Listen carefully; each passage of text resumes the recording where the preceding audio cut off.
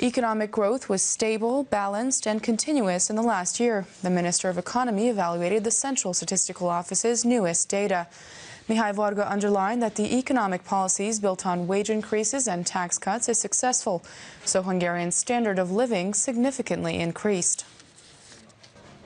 The sales of shops and department stores, in other words, household consumption, significantly rose by almost 5% throughout last year. It again played a key role in economic growth. According to the data of the Central Statistical Office, for the whole of 2017, GDP grew by 4.2% compared to the growth in 2016. This result, of course, could only happen since GDP growth reached 4.8% in the last quarter of 2017 in a yearly comparison. It was 12 years ago when the Central Statistical Office's calculations last showed such significant GDP growth. The year 2017 brought a very favorable economic growth, noted the Minister of Economy, commenting on the latest data on M1 News.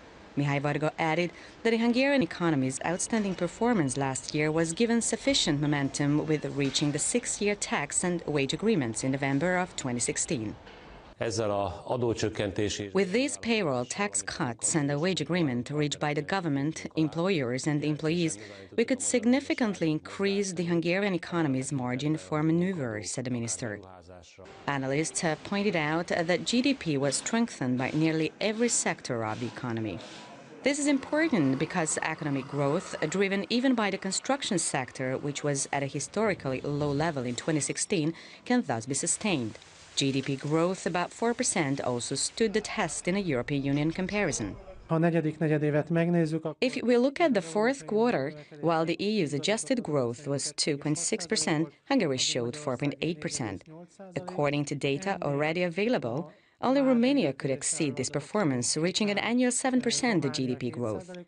The economy's growth rate of 4.3% in Poland, for example, was lower, said an expert. The Ministry of Economy expects an increase of 4.3% this year.